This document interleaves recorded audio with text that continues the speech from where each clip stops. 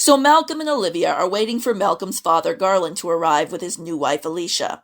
Olivia learns more about Garland's carelessness when it comes to keeping schedules. Malcolm also tells her the story of how his mother and father first met. His mother Corinne was crossing the street at the time Garland's carriage was passing by, and the older man decided to stop and introduce himself. Malcolm feels this was a very stupid way for his parents to meet. No regard for stranger danger, apparently, though this was decades before stranger danger. As far as Malcolm is concerned, it was merely improper and showed his mother to be quite the hussy. He suspects that it had been her plan all along to find a rich young man to marry, and that she'd staged the encounter. Olivia points out that she didn't know Malcolm long before she decided to marry him. Malcolm is like, yeah, well, that was different. When Garland and Alicia arrive, Olivia is shocked to find that Alicia is a very young woman. She is, in fact, only 19. Malcolm is horrified that Alicia is pregnant. That means there will be a new heir to his father's fortune. Garland and Alicia are surprised to find out that Malcolm has married Olivia and that they have 2 sons Malcolm never bothered to inform his father of while the older gentleman was off on his travels. So, to sum up, they have a lot of catching up to do. Olivia is impressed with Garland's joie de vivre. She is jealous of his passionate relationship with a much younger woman. A little later on, it will be revealed that the older Foxworth was a close friend of his young bride's father, and Garland had known Alicia since she was a very young girl. He gave her a necklace when she was 12. Olivia is shocked to find out that Garland first kissed Alicia when she was only 14. That does appear to be very alarming news, I have to say. Olivia dismisses the girl as living in a fantasy world, an interesting way of describing the mental state of a teen girl who gets involved with a middle-aged man, and the story moves on. When Garland discovers that Malcolm has let go of much of the help, he is concerned. Apparently, his son has been making lots of hasty decisions without informing his father first. I wonder if this recklessness and disregard for others is a significant character trait of Malcolm's. Malcolm informs Olivia that she is to be mistress of the house, not Alicia. She is the older of the two, and she was there first. Garland thinks his grandson should join them at the table. Malcolm is embarrassed by his son's table manners. Garland points out that Malcolm was an embarrassment as well at that age, as are all babies and toddlers. Garland laughs about what a nuisance Malcolm was to his mother. Maybe that's why she decided to up and leave when she did. I'm sure Malcolm is finding these stories of his childhood to be quite engaging and illuminating. Olivia notices how Malcolm seems to soften around his bubbly stepmother. Olivia figures he's probably just suffering her in silence. That's a very generous assessment of the situation, but more likely I would say that Malcolm finds women of Alicia's ilk to be much more of a turn-on than he's led his wife to believe. Alicia takes to Olivia's children immediately and is happy to spend alone time with them. Olivia, on the other hand, is having dark thoughts about the baby growing inside of her stepmother-in-law. She has fantasies of Alicia miscarrying this baby that Olivia fears will be prettier than her own children. She begins to encourage Alicia to engage in activities that could induce such a miscarriage, such as going up into the attic with its wobbly stairs.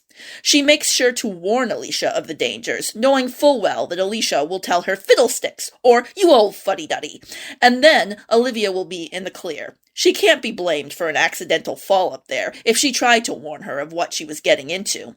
She can just go off and read her book in peace, letting nature take its course.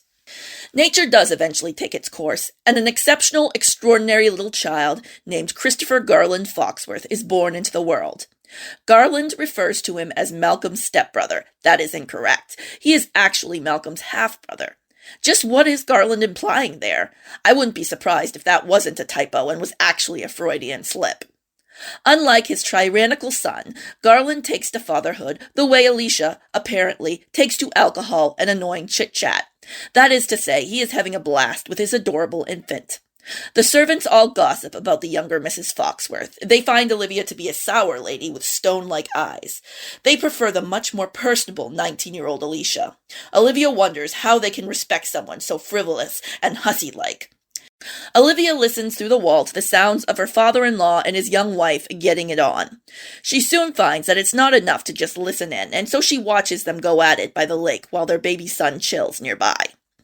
Alicia can't wait for the three boys to grow up, marry lovely women, and all raise their families under one roof, as though they lived in some creepy cult.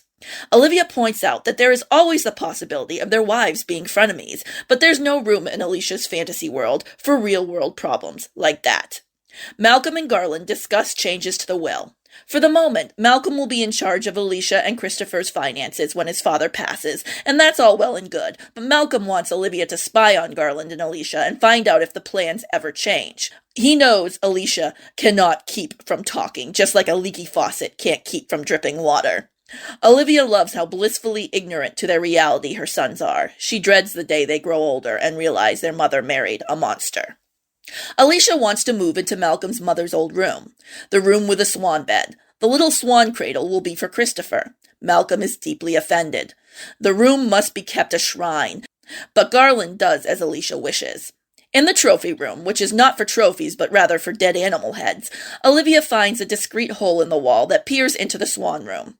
She's not sure if it was recently drilled in there by Malcolm to peep on his father and stepmother, or if Malcolm was quite skilled with power tools as a toddler. Either way, she uses the hole to be a more efficient spy. Now that young Mal is 5, it's time to worry about his education, so Malcolm hires a strict tutor with a sus name of Mr. Chillingworth. Mal would study up in the little schoolroom in the attic. I assume Foxworth children are too superior to other children to go to ordinary kindergarten. Mal hates his tutor and can only grin and bear it if 2-year-old Joel is up there to suffer alongside him. As luck would have it, Malcolm likes the idea of both his sons suffering it out together, so there'll be no argument from him. Unfortunately, the attic is hot, but Mr. Chillingworth feels that heat stroke is an important part of a young Christian's education. Olivia is troubled by this, and Alicia spends a few minutes being inconsolable. Alicia wants to give Malcolm a piece of her mind, but Olivia feels like if anyone's going to complain on her son's behalf, it will be she, and since she has no intention of doing so, Malcolm's orders stand. Though she does feel bad about it, bad enough that she decides she will go into the coolest room in the house to do some reading. Alicia consoles herself with some skinny dipping in the lake. Olivia thinks it's the devil's errand, and so she doesn't participate. Fiddlesticks, says Alicia. Malcolm returns early, making one wonder if he has extrasensory perception, same as his creepy wife. He sees Alicia headed to the lake and decides he'll just go and check the situation out. He does some heavy flirting, threatening to steal her clothes the way some kids might in a 90s coming-of-age movie or a campy 80s slasher film. If only this was Friday the 13th. Maybe Jason would jump out of the water and slaughter all the characters in this book, but alas, life goes on. Alicia tells him to leave her alone. Malcolm calls her a gold digger. Olivia watches as her husband strips and pursues his stepmother. Alicia tells him she will rat him out to his father. He's done stuff like this to her before. Olivia is horrified. She thought this was the first time. Now that it appears he's tried to essay the stepmother multiple times, it's less tolerable. Olivia begins to wonder if Malcolm might have just married her for her money. This makes sense. A rich businessman could always use a few extra bucks. Alicia gets revenge on Malcolm by teaching his sons how to play piano. The audacity! And Olivia gets revenge on her husband by letting Alicia teach her sons how to get in touch with their softer sides. Garland, meanwhile, seems to be sleeping a lot.